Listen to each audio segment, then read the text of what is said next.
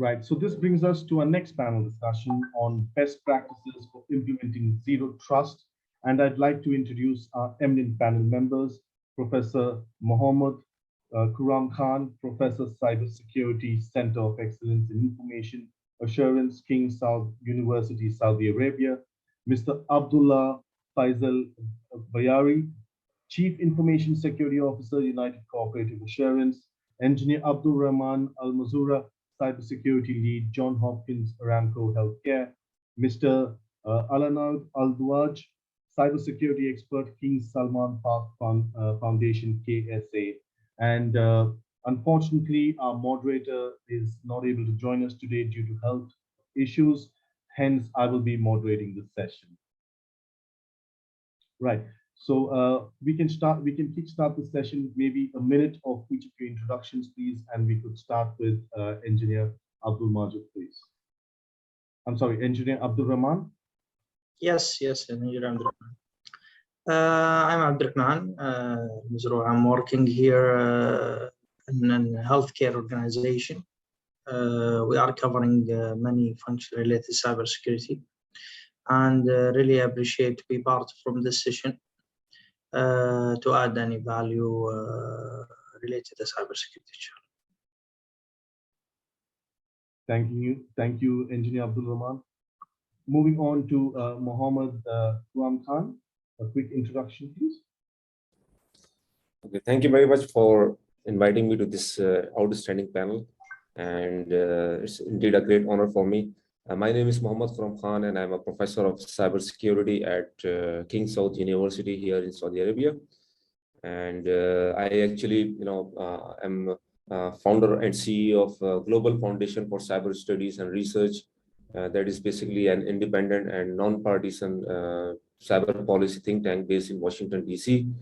I conduct research in different areas of cybersecurity, for example, Internet of Things security, cloud computing security, cyber public policy, biometric security, and so on. I and my team, we are exploring different areas also in the region, because we have a lot of challenges in the region as far as the cybersecurity is concerned. And I have also invented 10 US patents in information security, cybersecurity field. And we have Center of Excellence in Information Assurance here in Saudi Arabia. And we conduct research, and we do consultation, we do training and awareness also in information security here in the kingdom. So this is very brief about myself. Thank you. Thank you. And over to you, Alanoud. Hi, everyone.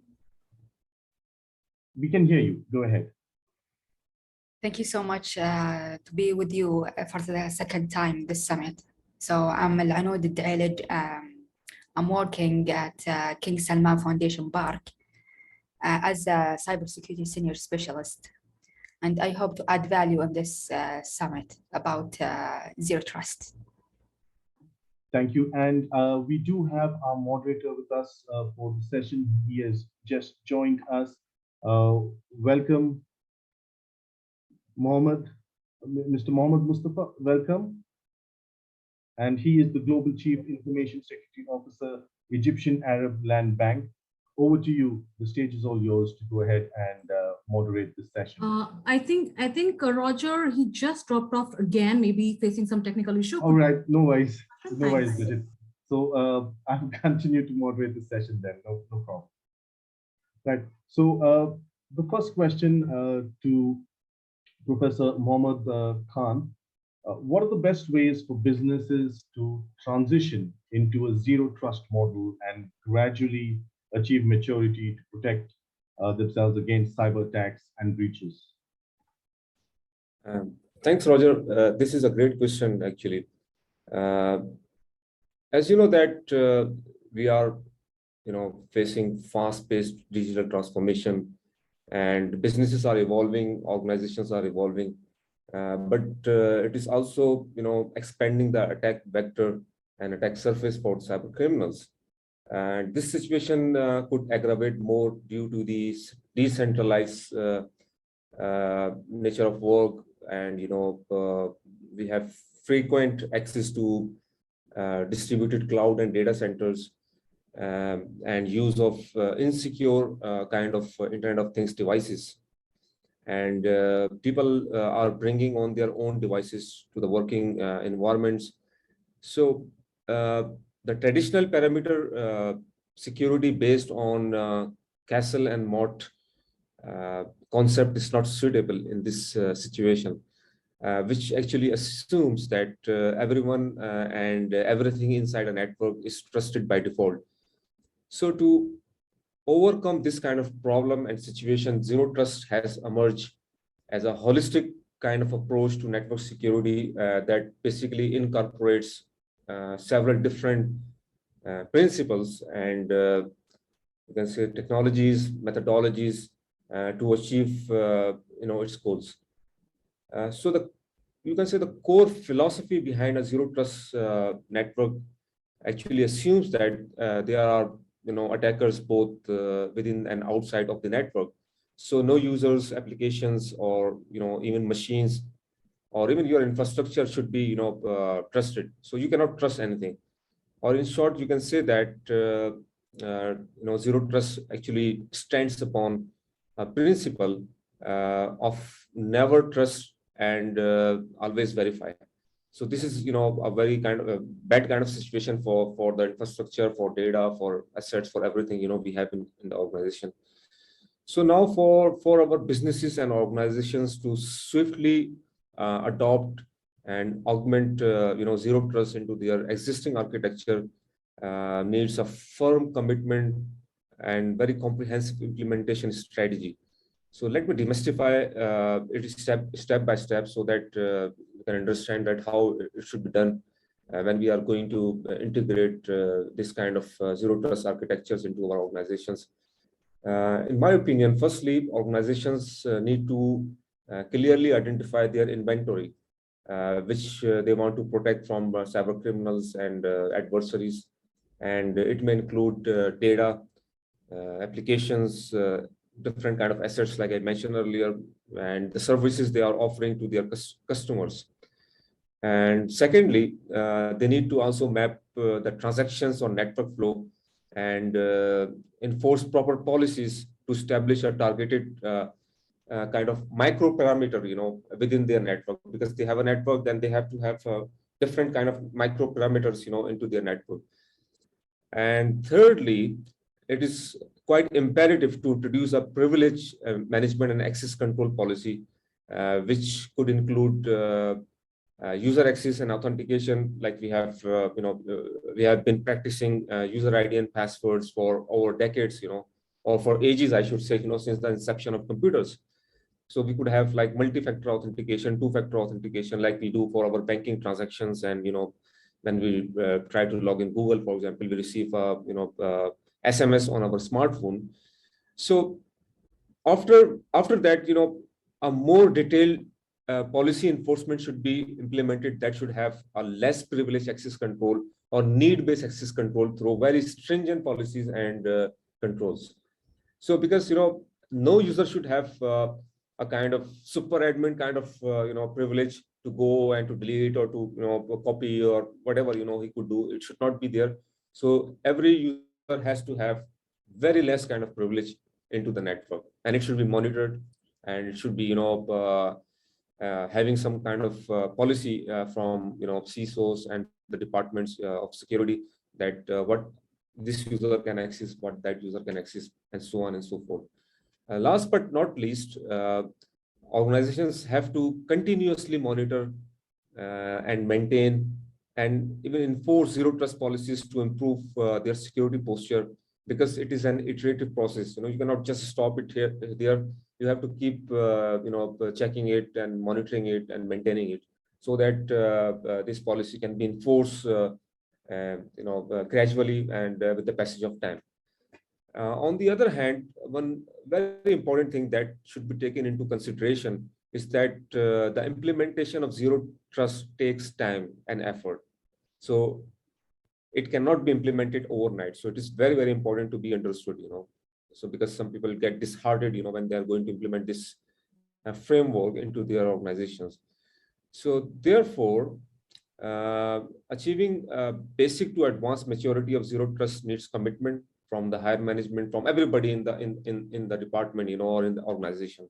It needs some tools, technologies, capabilities, and a better orchestration of all the resources which we have with us, so that better kind of zero trust policies should be enforced, and we can achieve the goals which are the actual essence of the zero trust for the organization.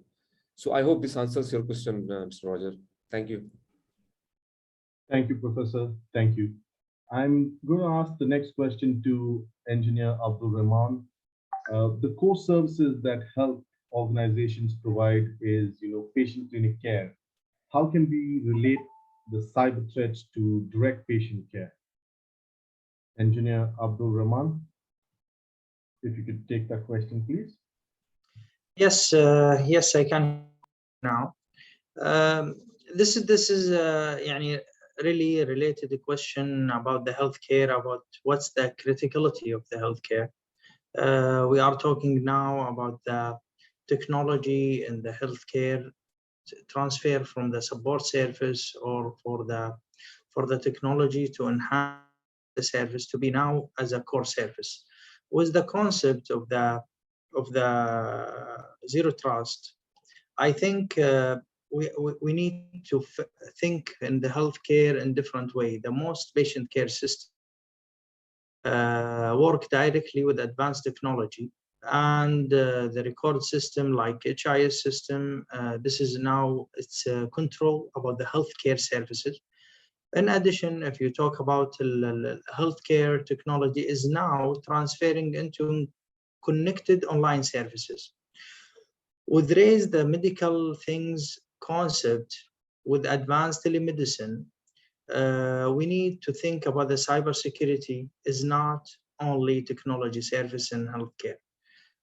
When I started my career in healthcare and IT, usually I heard about the IT as a service or support service. But when I'm working in deep about the healthcare services, and what's happened also in the 2020 in September in University Düsseldorf, that's in Germany, the suffering ransomware attack, it's resulted in the death patient as a one of the first death caused by cyber attack. And that's in that time, I think you have to change all the concept of the cybersecurity from the protect network and protect the data to protect the patient life, because the information now to guide us to give the medicine, the operation to guide us to give advice for the patient with IoT as well. Now the patient control through the internet. If I got any attack through the internet, it will be directly impact the patient life. From this perspective, we need to increase the zero trust about all the attempt for the attack in the healthcare. We are in Saudi Arabia. We are focusing this time to enhance the cybersecurity control in all the organization and in different industrial, but still the healthcare. We need to focus more than to cybersecurity control to ensure the patient life. It will not impact with all this technology and transformation. We are growth in the Saudi Arabia. The main constraint, and we hope can complete the work, inshallah, in Saudi Arabia to build the cybersecurity control specific in healthcare to enhance security and also increase the cybersecurity resilience. From this perspective, I think how to see the cybersecurity important and the healthcare organization. I hope to answer this question. And Thank you. Yes, you did, Engineer Abdulrahman. Thank you. My next question is for Ms. Alduailej. What are your thoughts on the best practices for zero trust implementation in each of the workspaces? So as technology evolves and security and privacy standards are developed and enforced, especially as workplace norms around employees working remotely evolve as a result of COVID-19 pandemic, organizations need to take a stricter stance on strengthening the protection of data and systems. So as answer to your questions, the foundation of a successful zero trust implementation is firmly depend on different concepts. These concepts not only assist in building a robust zero trust foundation, but they also allow the process to be efficiently embedded into the way security is handled at an organization. One of these concepts requires a comprehensive mapping of the application in use, associated data sets, and the connections where data is transmitted with enough detail to determine where security controls are required. In addition, as Prof. Mohammed said, the security tools must be implemented such as multi-factor authentications and policies and so on. And from GRC perspective, developing and implementing policies is one of the most critical and time-consuming steps to create a strong zero trust. In developing and implementing zero trust policies, the key is to determine answers to the following questions. Who are the users? What do they need to access? When do they require access? Where are the users and endpoints located that are requesting access? So all of these questions will help the organization to implement an appropriate business policies to enhance security posture. Thank you, Alanoud. And one more question for you before we move on is, for the past 5 years running, what is the enterprise-wide solution that is based in zero trust? So establishing a zero trust architecture requires visibility and control over the environment's users and traffic, including that which is encrypted, monitoring and verification of traffic between parts of the environment. Also, and implement a strong multi-factor authentication and so on. So zero trust securely connects user devices and application using the appropriate business policies, as I said before, over any network, enabling safe digital transformation.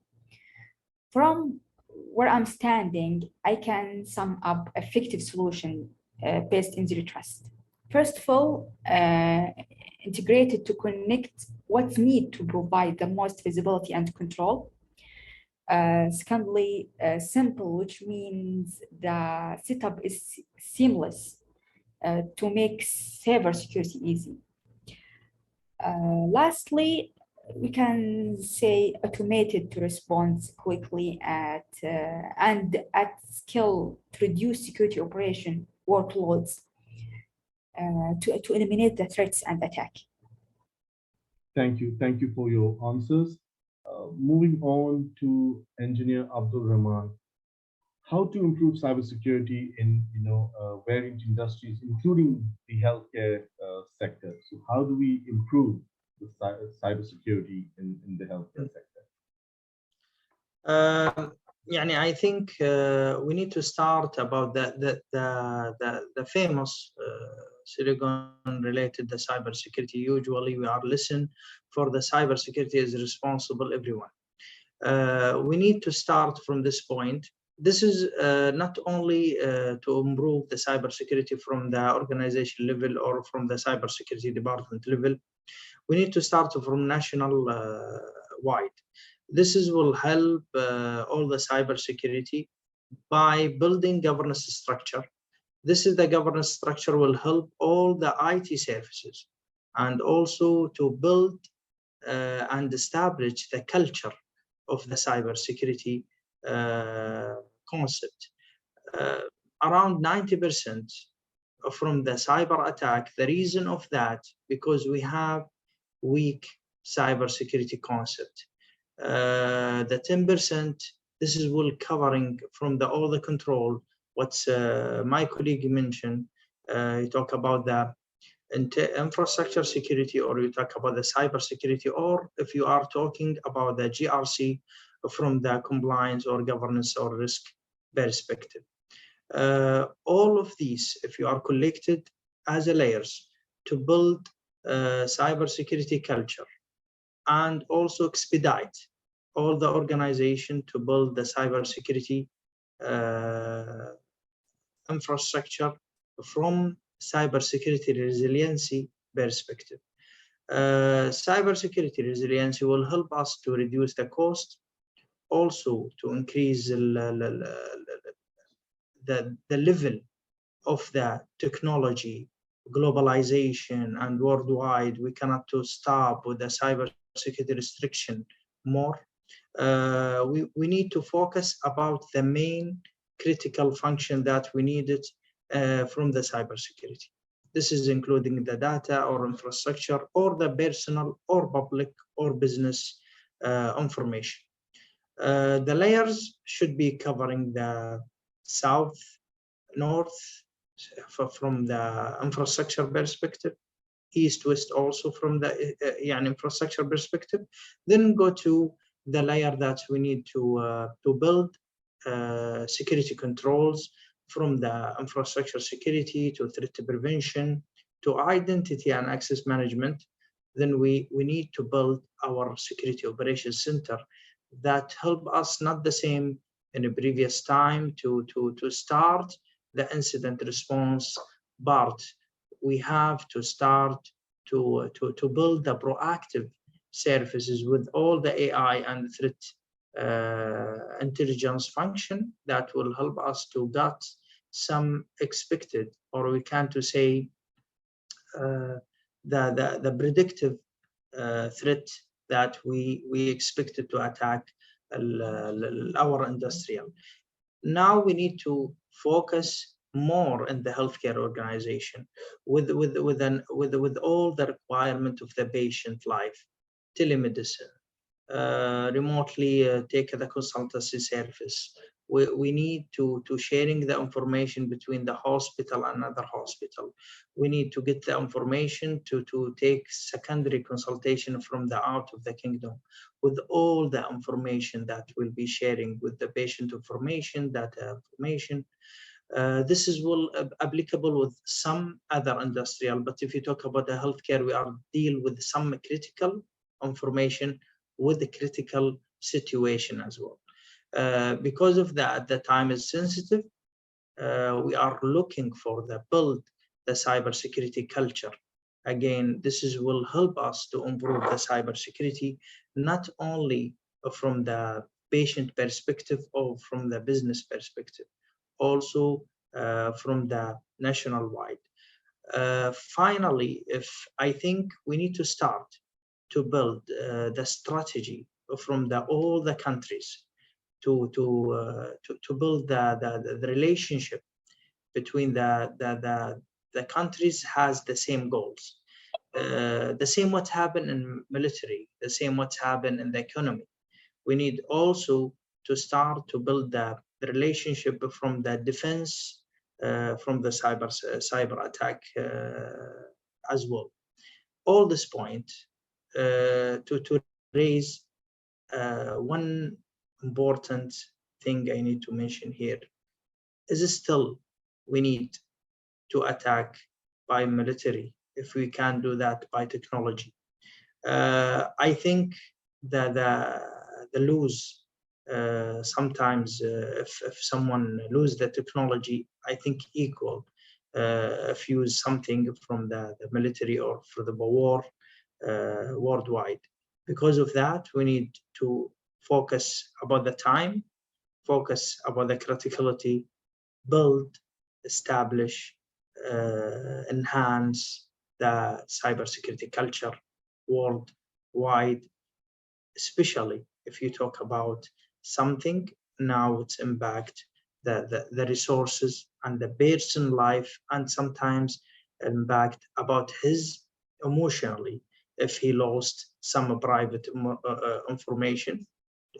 I think maybe will lead us to reduce the number of the people go to hospital if you are increase the cybersecurity, because that time the worry about to lose the information, it will be less with all this globalization. I think again the main keyword is establish better cybersecurity culture. Thank you, Engineer Abdulrahman. A question for Professor Mohammed is, now, in order to implement a resilient and zero trust architecture, we know that digital authentication and access control are key elements for that, right? So what future prospects do you see in this area? Yeah, this is a great question, Roger, again. And I fully agree with the insights of both Abdulrahman and Alanoud about the implementation of zero trust, especially when we look at it from very strategic point of view, especially at the global and national level, because it's a commitment, it's not like just go and implement. So it is commitment. It should come from very strategic level, and there should be a policy, and there should be a culture of that, and we need to embed that culture into the organizations. And we also need to embed that culture into ourselves also at individual level, organizational level and individual level. So it needs a lot of awareness and a lot of training, and maybe some sessions, workshops like this we are doing now, and the conferences. And here I would also like to touch upon research perspective of this site. Like, as you know, that the zero trust is shifting the way we look at trust, and identity management is a very crucial step towards building a zero trust architecture in any organization. So our identity management is a key when we go into more granular point for implementation of the zero trust in any organization. And when we talk about a very challenging and dynamic environment, like everybody has, like in healthcare, in government, public and private sector, in maybe industrial sector, and so on and so forth. So the implementation of an identity-driven security model is quite imperative, which actually requires verified users or devices for identity management and access control. So means everything has to be verified, means registered. Maybe you do some kind of IP base or whatever, like checking that this request is coming from the authentic source, and the device which is connected to the network is authentic and belongs to the organization, and so on and so forth. So that's why where the identity and access management, or usually we commonly say it IAM policy, that appears in, and which is very, very important for a functional zero trust architecture to be implemented in any organization. But the problem with the existing approaches is that the authentication and to actually authorize or authenticate users, what we do is that it's only at the first session, at the login instance, when you just log in it, and then your session continues until the login session has been expired, like our Windows, for example, or you log into your Gmail, and it keeps continuing for time, indefinite time, until you close it, or maybe you invalidate your session yourself. But in case if a user, for example, login session or credentials have been stolen or misused by others, or a session is hijacked by hackers, it could have serious ramifications, on the organization because of the data breach or data theft. So here I would like to remind you of all of the Twitter incident of 2020, in which many accounts of high-profile people, including Bill Gates, Elon Musk, were compromised. And the reason was one of the reasons was actually this, because the administrator was working from home, and he was maybe hacked by some hacker, and then he used his credentials to access the high privilege accounts, and then put some kind of tweets through their accounts. So this was a kind of privilege escalation and compromise of the Twitter. So we need to have more secure and intelligent and modern continuous authentication methods which can come forward to overcome this overgrowing kind of problem. So what is continuous authentication? Basically, like I mentioned, that you have the first instant authentication. It's just static. You just log in, and you are logged in for the long session, and it does not terminate until you invalidate it yourself. So the continuous authentication basically is an emerging area in which your computer keeps checking yourself.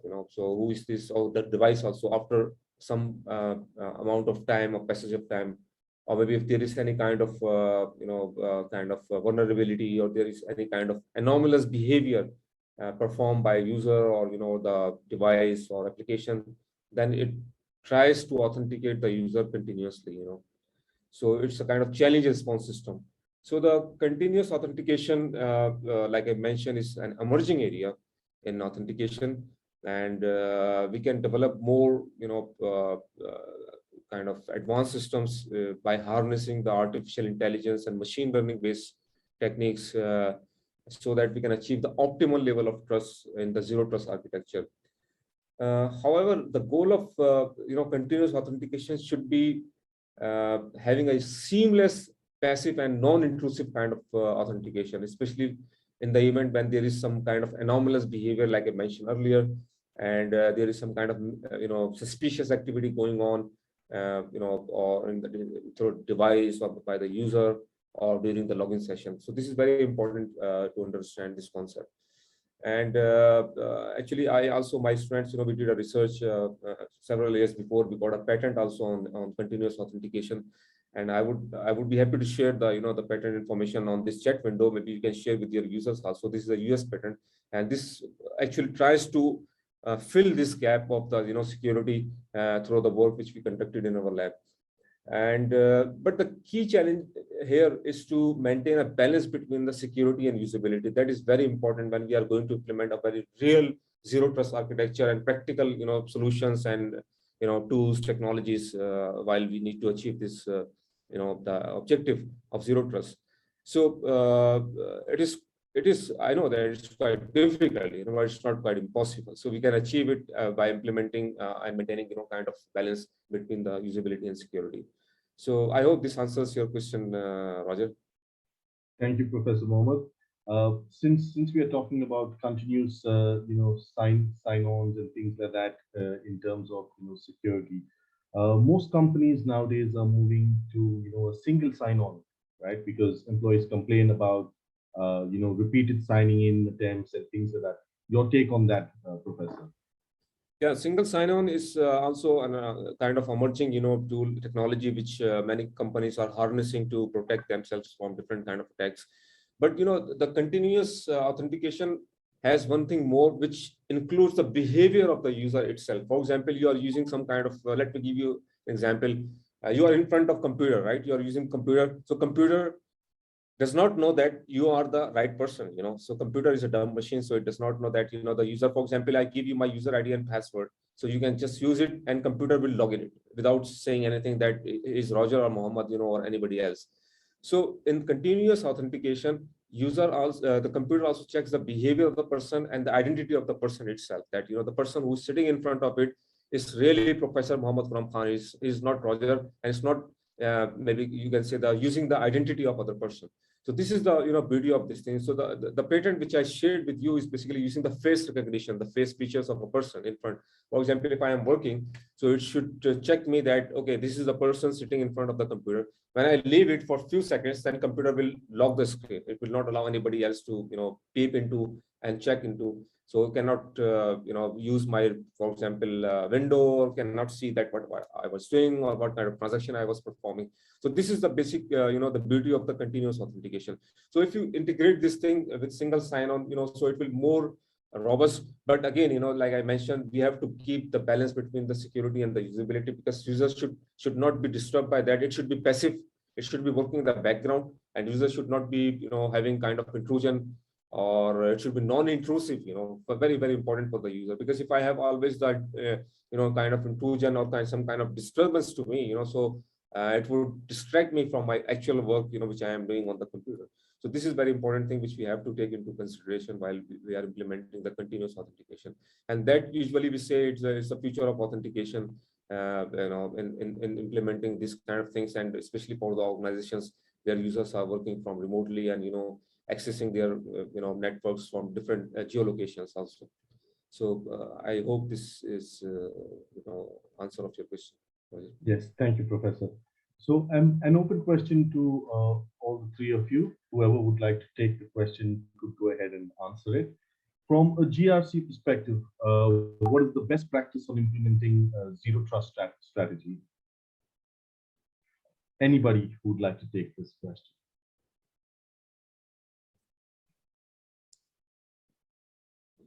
Okay, so I could try to give you an appropriate answer from my perspective. GRC is basically trying to protect you from the risk, of the different kind of things. Like there are some controls, there are some kind of risk management frameworks, and there are some different kind of frameworks. Like we have ISO 27001, we have NIST framework, we have COVID, and these kind of things, right? So these risk management, frameworks and these kind of things, they do not have any kind of you can say binding with any technology or any kind of thing. So they actually try to protect users from different kind of risks. For example, if we have a control that whenever you log in your computer, okay, you leave your computer, you have to lock your computer screen, and then you come back, then you have to re-log in. So let's say this is a control. So here zero trust is basically trying to give you an add-on layer to enforce and implement the security. So basically zero trust will help you out to get the level of the control to an appropriate level and better level, so that your security becomes more robust and more resilient against different kind of attacks. So I think GRC does not have this kind of thing that you must implement maybe zero trust or not, but of course zero trust will complement the framework. Either you are implementing NIST framework or ISO framework 27001, for example, or any kind of things. So because control is neutral from this kind of frameworks and technologies, all the controls which we have 114 controls, for example, in ISO 27001. So which does not say that you must have to have implemented zero trust, but it just gives you the guidelines to mitigate the risk and minimize the risk, so that your resources can be protected from vulnerabilities and threats. Thank you, Professor. Ms. Alanoud, a question for you from the audience. What kind of zero trust network assessment tools would you suggest, if any? There are, I think, different tools we can use it for network. We can embed it IBS, IDS, also check the policies inside the proxy, the port security for switches, check also the whitelist. So all of these, I think, help to increase the security posture in the organization. Thank you. And a follow-up question to that is, what are the best ways to implement zero trust architecture? Or if you could suggest some of the ways. If you allow me with all the go ahead. Yeah, if you allow me with all this technology, now we are with the time to move for the AI technology to enhance the zero trust Either this is from the infrastructure perspective or from the advanced threat protection perspective. This will expedite the incident response to increase the proactive service. In addition, to help us the main to help the main criteria to enhance security level. This is established security culture in the organization. Ongoing cybersecurity, we need sometimes to utilize this by AI to read the level of the culture. Also, the emphasize the number to enhance the security posture from the build acceptable or international framework with the connected with all the GRC diamond or from the cybersecurity operation perspective. Thank you, engineer. Another question, this is an open question from the audience, whoever would like to take this. What are the risks on implementing zero trust strategy on OT or industrial sectors?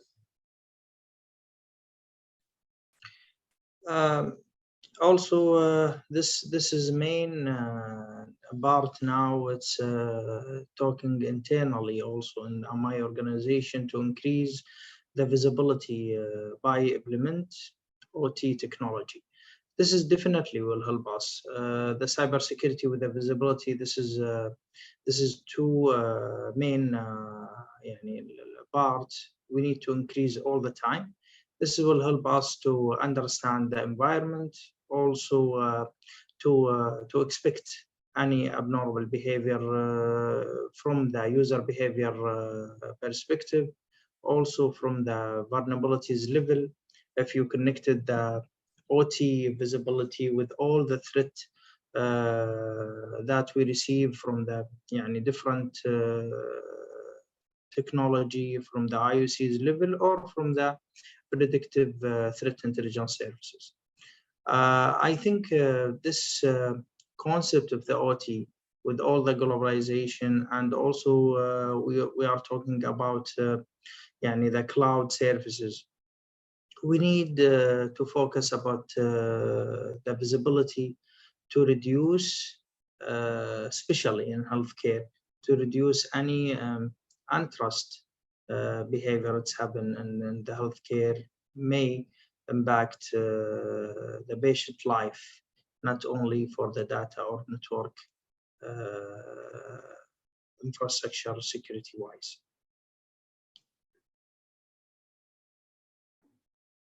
Thank you. And we have one more question, which anybody can answer again. How to make private apps more secure for remote employees or people working from home and so on, right? So how do we make those apps more secure? Either Engineer Abdulrahman or Professor Mohammed, whoever wants to take this question, please. Or maybe you could take 2 minutes for each of you to go through it. I think the Prof Mohammed, he talked about the many controls, and I think he will really add value from this part in the previous question. But what I need to add here in the part of when you are start to work from home, after we implemented the required security controls, if you talk about the VPN or the multi-factor authentication, the same Prof Mohammed, he's talk about it. All we are using single sign-on. Still, we need to increase the awareness level. When you are use the public internet, all the controls will not help us if still we have useless to implement the privacy from the user itself. Also, we need to build the governance as a panel of to governance all the access from the remote area. This is a governance. We build the required policy, help us out how to connect with all the security control that needed. In addition, ensure how to implement the last patches and required in the workstation itself. With the existing experienced cybersecurity engineering team, to expected also the abnormal behavior or do the investigation and analysis from the Security Operations Center also will help us to control working from home. I think this concept will come in all industrial organization. I think this will we need to think from the cybersecurity resilience also perspective, how to ensure the business continuity from this part from cybersecurity perspective. All this point will help us to access remotely through the VPN, or if you need to utilize this access from the web page to control all the application from the web interface. I think this is what I can to covering this point. I don't know if Prof. Mohammed, if you need to add anything. Maybe Professor Mohammed can pitch in a couple of points as well.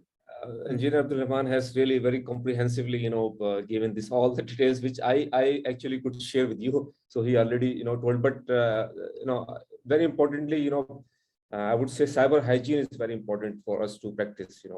Even you have the technology, whatever, but if you don't practice hygiene, your precautions, awareness, and like this kind of things, then everything will go into vain. I just remember once saying that if you think technology can solve your problems, then you don't understand technology and you don't understand your problems. So better is to focus on other things also, compliance, governance, and practicing basic cyber hygiene, and don't share your credential, whatever the controls we have. So that is very important things to practice in our lives. So I think we can protect our applications, services, domains, and everything from different kind of vulnerabilities. Yeah. Thank you, Professor Mohammed. And quickly, I think we are running out of time as well. So I would give you a minute, Engineer Abdulrahman a minute, and Ms. Alanoud a minute to your final thoughts on this session. First of all, I need to thank all of you to give me this opportunity to sharing with the Prof. Mohammed and all my colleague Alanoud. This valuable, I think, inshallah, discussion and exchange our experience and also our thoughts related to cybersecurity. What I need to add here, I need to start end of my speech. What I start my speech, the established the cybersecurity culture from the national perspective, also from the organization perspective. This will help us not only for the cyber protect from any attack it will happen in our organization. Also will help us to improve the strategic thinking in the organization itself, how to deal with all the information. This is either if related to business and the finance perspective, also from the main perspective. This is for the trust and integrity with the deal with the information that we have it from either this is related industrial. This is part from the integrity of the country, or integrity from the patient itself when sharing the information with us. This is what I need to ensure to focus about establish the cybersecurity culture. This is very important with the heterogeneous between the cybersecurity and IT all the time. The different perspective. Usually the IT focus about the operation, and cybersecurity is focus about the security part and restriction, and also about request concept with zero trust. I think we need to improve the cybersecurity concept and the behavior from the IT perspective more than the other, just to ensure we are implement our technology and a proper procedure with the considering all the security controls. This what I need to mention, and this part to final this valuable discussion. Also, I need to thanks Bridge. I need to communicate, and he fight to join this summit. But I'm happy really to meet with the Prof Mohammed and Alanoud and all my team and you as well to manage this discussion. Thank you. Thank you, Abdulrahman. Thank you. Professor Mohammed, maybe a minute of your insights before, and then we'll move to Ms. Alanoud to go ahead and wind up the session. Yeah, I would like to, pay my gratitude to the organizers, you, Bridget, and others for this great event. So it provided us opportunity to, share ideas, to learn from each other, and especially on this very emerging topic. Because I have seen very less events in the kingdom or elsewhere, talking about this very, very important topic. Especially, this is a very technical topic. If you go in more granularity, or the detail of this topic, it's very, very technical and research based, and there are so many implementation and kind of tools and technologies also involved beside the human factor of cybersecurity, in there. So 2 or 3 things, which I would like to add here is like Engineer Abdulrahman says, the culture, security culture is very important. So it's mean that, we need to build the capacity and capability building. So at the national level, so that because we have so many challenges and every day we emerge a new challenge in cybersecurity, we need people to handle those challenges. So all the challenges cannot be handled by machines all the times. So of course we need people. So we need to build human resources, like in the universities, like we in King Saud University and many other universities in the kingdom. So we are trying to produce the professionals and next generation engineers. They come out and they can cope up with the challenges of the country and elsewhere, and they can fill this gap. And we also need to train our professionals and upskilling them and reskilling them, because this is a very fast ever changing kind of profession, cybersecurity. Everything changes quite rapidly in a year or 2. So we need to upskill and reskill the people, with the new challenges, with the new technologies, with the new risk and threat landscape which is changing. For example, we do not have autonomous cars, in our real life, in outside. But when we will have the autonomous cars, connected cars, so we will have a new threat vectors. So how to overcome this threat vector? We need people, we need human capacity and capability building. So this is a very important point.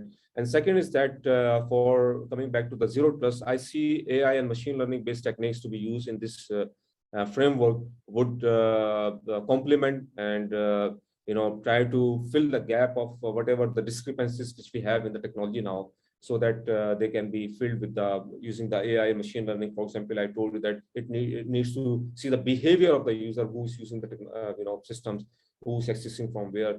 There's abnormalities in the packets and maybe the access of the system. So these are the very important things which we need to take into consideration as the recommendation of this event. So I hope that my points are sufficient enough for this session. Yeah, thank you very much. Yeah. Thank you, Professor Mohammed. And Alanoud, your inputs. Finally, we will close with your thoughts.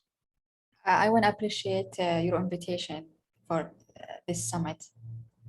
I hope to add some value, because mashallah, Prof Mohammed and Prof Engineer Abdulrahman had a lot of information.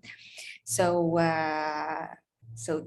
appreciate your invitations, but I wanted to draw your attention for if you increase the zero trust in any organization, you should to make a balance between the if you increase the security, you will lose a lot of opportunity. So you should to make a balance between them. That's it, and thank you so much. Well, with that, we come to the end of this panel discussion on best practices for implementing zero trust It was really nice and a learning experience for me, and I'm sure all of us who were listening in on the session.